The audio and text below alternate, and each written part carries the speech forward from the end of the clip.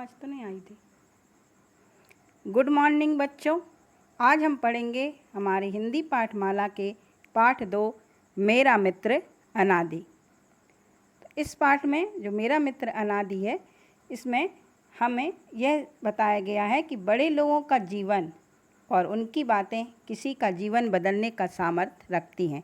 अब बड़े लोगों से यहाँ क्या मतलब है कि बड़े लोग जो हमारी महान हस्तियाँ हुई हैं, प्रेरणादायी व्यक्तित्व हुए हैं, उनकी बातें सुनकर, उनकी लिखी गई कुछ उक्तियों को पढ़कर, कुछ लाइनों को पढ़कर हमारा जीवन किस तरह बदल सकता है, किस तरह हमारा जीवन बदलने का वह सामर्थ्य रखता है।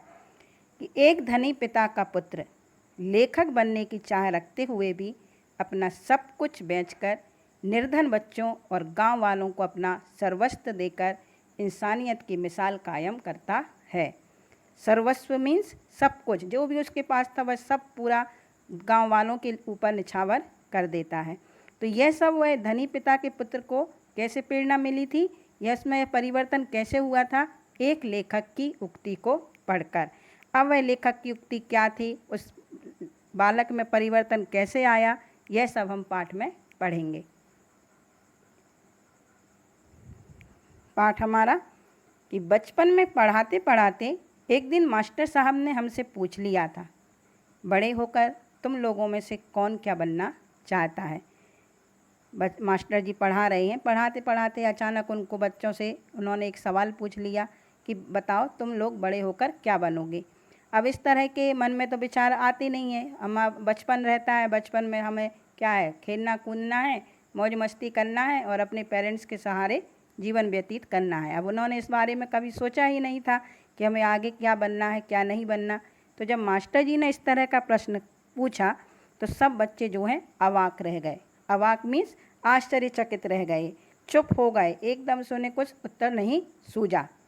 अब उन्होंने क्योंकि इस बारे में तो कभी सोचा ही नहीं था, उनका काम तो वो समझते थे कि यह काम तो हमारे माता पिता का है। माता पिता यदि कहेंगे कि भाई तुम्हें बड़े होकर डॉक्टर बनना है तो डॉक्टर बन जाएंगे, इंजीनियर बनना है तो इंजीनियर बन जाएंगे, लेखक बनना है तो लेखक बन जाएंगे, शिक्षक बनना है तो शिक्षक बन जाएंगे। अब इस तरह का उनके यह विचार उनके मन में कभी नहीं आए थे। उन्होंने एक दिन कोई स्कूल जाकर पढ़ाने लगेगा, इस तरह के विचार उनके मन में आए थे कि हम ऐसा कुछ नहीं सोचते। अब उसी कक्षा में एक अनादि नाम का जो बच्चा था वह स्वभाव से बड़ा ही शांत था। बहुत बड़े घर का था परंतु स्वभाव उसका बहुत शांत था।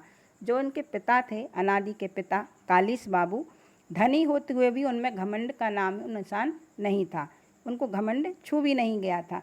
वे हमेशा सभी बच्चों से यही कहते, जो भी उनके घर जाता, अनादि के पास जो भी मिलने जाता, उनसे हमेशा वह यही कहते रहते थे, बच्चों खूब मन लगाकर पढ़ो लिखो, यदि तुम पढ़ोगे लिखोगे नहीं तो तुम लोग कुछ भी नहीं बन पाओगे।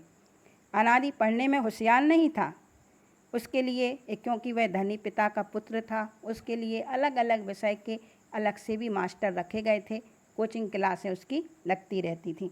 उसके बावजूद भी वह हर साल किसी न किसी तरह पास हो जाता था।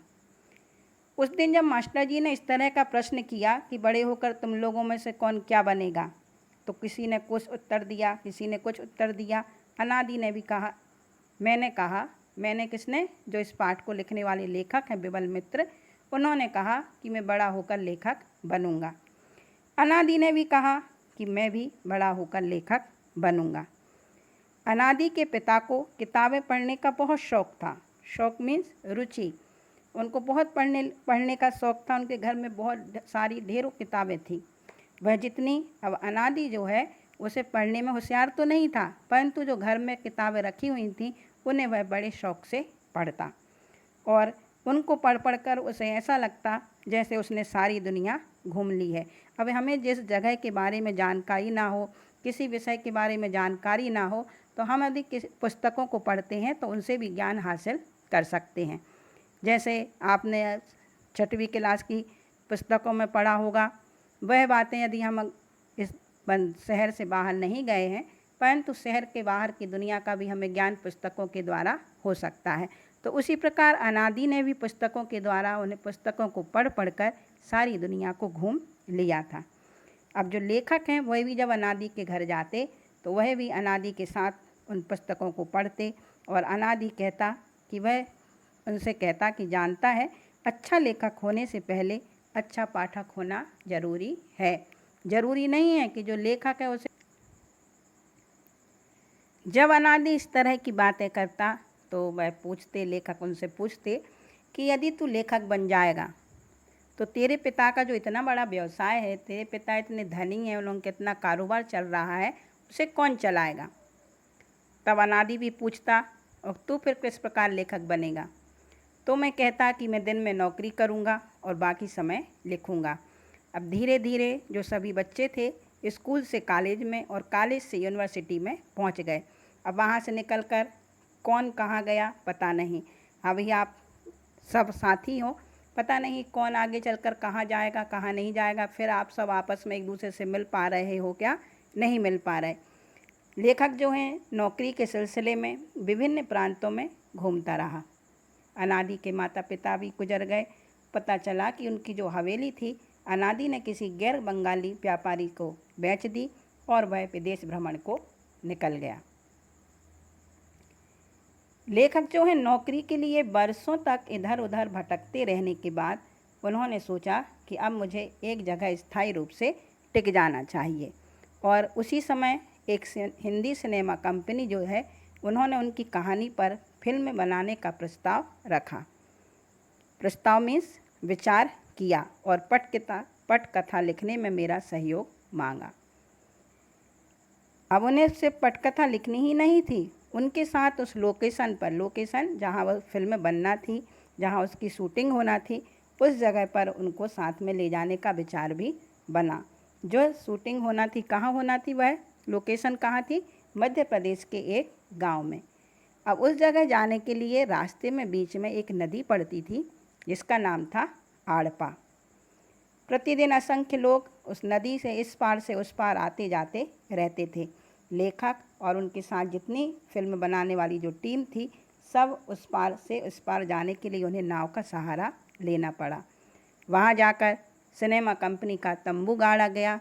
कुछ लोग उस तंबू में ठहरे, कुछ लोगों की वहाँ के स्कूल में ठहरने की व्यवस्था की गई। तो गांव का स्कूल है, गांव के स्कूल कैसे रहते हैं आप सब जानते ही हैं।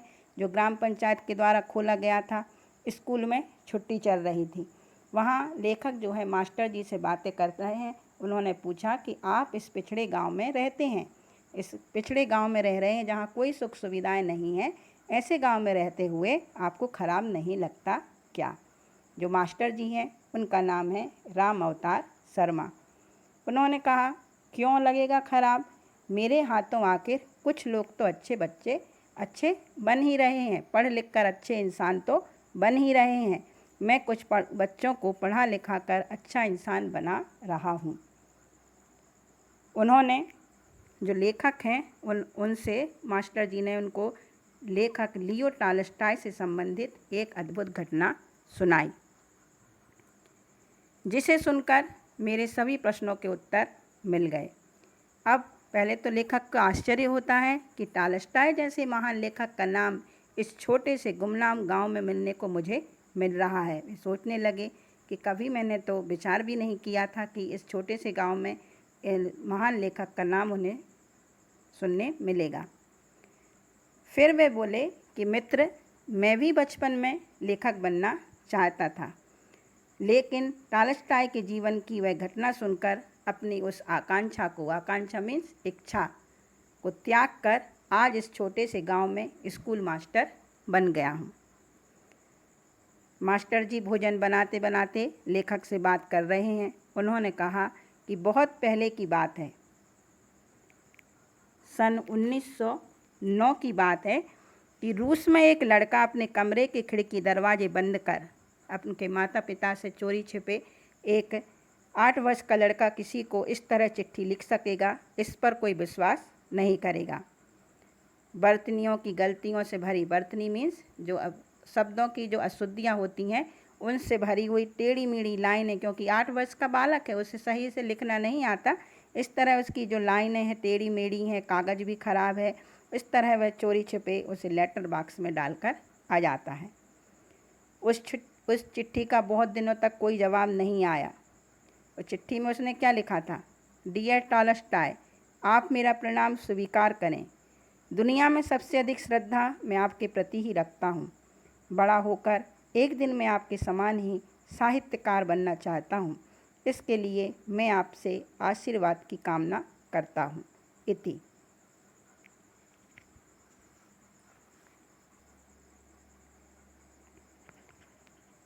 संक्षिप्त मीन्स छोटी छोटी सी चिट्ठी थी, जिन्हें प्रतिदिन सैकड़ों, वह इतने महान लेखक थे कि इनके पास हजारों सैकड़ों चिट्ठियाँ रोज आती थीं।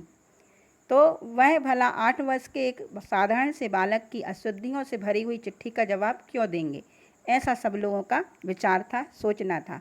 परंतु एक दिन सचमुच टॉलस्टॉय की चिट्ठी का जवाब आ गया।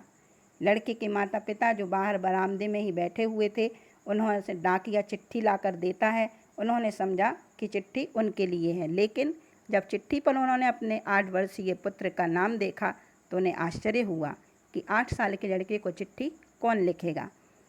उन्होंने जल्दी जल्दी चिट्ठी खोली। भेजने वाले का नाम पढ़कर तो वे और भी हैरान हो गए। उसमें लिखा था, तुम्हारी लेखक बनने की इतनी तीव्र इच्छा है, इसका मतलब है कि तुम सांसारिक प्रसिद्धि पाना चाहते हो। सांसारिक प्रसिद्धि, यदि हम कुछ महान कार्य करते हैं तो संसार में ही हमारी प्रसिद्धि होती है। परंतु यदि किसी के प्रति कठोर नहीं बनूंगा, किसी पर दोषारोपण नहीं करूंगा, किसी को नुकसान नहीं पहुंचाऊंगा, सबसे प्रेम करूंगा, यही मनुष्य यदि अपनी मुख्य कामना रखे, प्रथम कामना रखे, तो वह इस संसार में क्या, संपूर्ण पूरी इस धरती से लेकर देवलोक तक प्रसिद्ध हो सकता है। अब जो मास्टर जी हैं राम अवतार शर्मा, उन्होंने बोला कि चिट्ठी पढ़कर 8 वर्ष का वह बालक कुछ भी ना समझा, क्योंकि 8 वर्ष की अवस्था ऐसी आयु नहीं होती कि जो इतने बड़े बड़े जो लेखक ने लिखा था उसके बारे में वह समझ सके। उसकी उम्र भी नहीं थी। वह तो यही सोचने लगा कि यदि डॉक्टर बनना, इंजीनियर बनना, बैरिस्टर बनना, अकाउंटेंट बनना, मास्टर बनना यह यदि खराब काम नहीं है, तो लेखक बनने की इच्छा रखना खराब क्यों है। लड़के के माता पिता तो सिर्फ इसलिए बहुत प्रसन्न हो रहे थे कि इतने बड़े साहित्यकार ने उनके बेटे को चिट्ठी लिखी। मैंने भी जो मास्टर जी बनने का जो संकल्प लिया है, वह उसी खत को पढ़कर लिया है। इन लड़के लड़कियों को अच्छा नागरिक बनाने की साधना शुरू कर दी, बस आ गया इस स्कूल में। तो जो लेखक है उन्होंने पूछा कि आपको टॉलस्टॉय की चिट्ठी की घटना किस किताब में पढ़ी, उनका नाम बताएंगे। मास्टर जी कहते हैं कि वह घटना मैंने घाट बाबू से सुनी थी। लेखक कहते हैं, घाट बाबू? घाट बाबू कौन है? मास्टर जी ने कहा कि वही घाट बाबू जिन्होंने आपको नदी पार कराई थी। घाट बाबू ही खुद नाव लेकर सबको नदी पार करवाते हैं और किसी से एक भी पैसा नहीं लेते। उन्होंने कहा, अच्छा, वही जो माथे पर पगड़ी बांधे हुए था वही है घाट बाबू? उन्होंने कहा, हाँ, वही घाट बाबू हैं। यह स्कूल भी उन्हीं के पैसों से बना है। मास्टर जी ने कहा कि यह स्कूल ही नहीं, यहाँ के आदिवासी बच्चों के लिए घाट बाबू ने एक लाइब्रेरी भी बना दी है। इसके साथ साथ उन्होंने एक अस्पताल भी बनवाया है, जहाँ पर सिर्फ दवा ही नहीं मिलती, बीमारों के लिए विशेष भोजन की भी व्यवस्था की गई है। अब जो मास्टर जी हैं राम अवतार जी, उनसे घाट बाबू की इतनी सारी बातें सुनकर लेखक के मन में उनके से मिलने की इच्छा जागृत होने लगी। और उन्होंने देखा कि चारों ओर दीवारों के सहारे बहुत सी अलमारियां हैं, जहां पर किताबें कतारे से, करीने से लगी हुई थीं। लेखक ने पूछा कि ये सब किताबें किसकी हैं, इन्हें कौन पढ़ता है? मास्टर जी ने कहा, राम अवतार शर्मा जी ने कहा कि ये सारी किताबें घाट बाबू की हैं। उन्हें लेखक बनने का नशा था, परंतु वह भी टॉलस्टॉय की वह चिट्ठी पढ़ने के बाद से लिखना छोड़कर यहाँ घाट बाबू बन गए हैं। अचानक वह बोल पड़े कि वो देखो, घाट बाबू आ गए। लेखक ने देखा कि घाट बाबू अंदर आ रहे हैं। माथे पर पगड़ी, बदन पर फतुई, फतुई मीन्स जो बंडी, जो पुराने ज़माने में लोग पहनते थे, जैकेट जैसी, उसे फतुई, बंडी बोलते हैं। गाढ़ी की धोती और पैरों में चमरौदा जूता। चमरौदा जूता एक कच्चे चमड़े का बना हुआ जूते होते थे पुराने समय में, जिनको पहनने के बाद चलने में चर्र चू तरह की आवाज़ आती थी। लेखक को याद आया कि हाँ, यही तो घाट बाबू हमें नाव खेकर, नाव चलाकर यहाँ तक लेकर आए थे। पहले तो मैं पहचान ही नहीं पाया।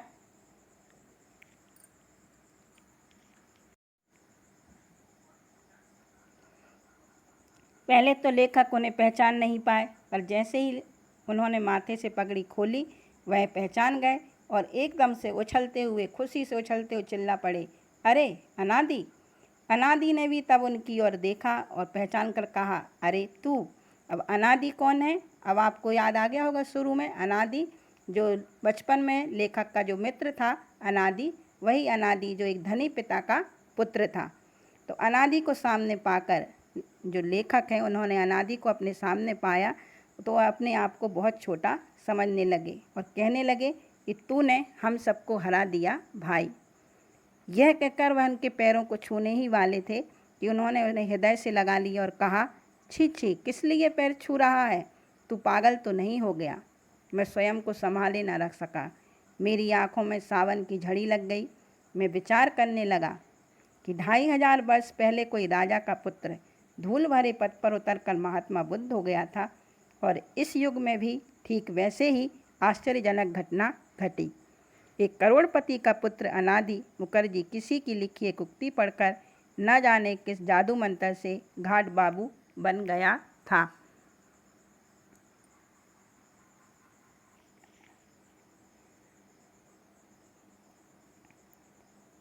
2500 वर्ष पहले कोई राजा का पुत्र धूल भरे पथ पर, तो 2500 वर्ष जो महात्मा बुद्ध थे वो भी एक राजा के पुत्र थे, परंतु उन्होंने सब सुख वैभव का त्याग कर कर महात्मा राह पर चलकर महात्मा बन गए।